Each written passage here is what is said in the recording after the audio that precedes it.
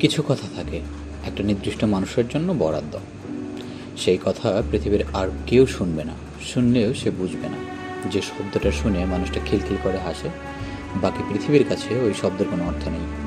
যে নাম ধরে ডাকলে মানুষটা মুচকি হেসে সাড়া দেয়, ওই নামে আর কাউকে ডাকা যায় না। কথা জমতে জমতে একদিন মেঘের মতো ভারী হয়ে যায়, কিন্তু ওই মানুষটা না এলে বৃষ্টিটাও আর অভিমানে নামে না। কারণ ওই কথা, ওই মেঘ, ওই বৃষ্টি শুধুমাত্র একটা মানুষের জন্যই বরাদ্দ। খাবারের ক্ষুধায় যেমন মানুষ ছটফট করে, আমিও অমন করে ছটফট করি কথা বলার ক্ষুধায়। জমানো কথাগুলো মানুষটার কাছে উজাড় করে দিতে পারলেই কেবল সে ক্ষুধা মেটে। পৃথিবীর আর কারো সাধ্য নেই ওই ক্ষুধা মেটানোর। এই ক্ষুদ্র জীবনে কেউ কেউ ভীষণ খরাতে এক পশলা বৃষ্টির মতো, যার জমানো কথা বলতে পারলে শীতল পাটিতে মাথা এলিয়ে দেওয়ার মতো প্রশান্তি হয়, যার জন্য কথারা মেঘ হয়ে অপেক্ষা করে প্রতিদিন।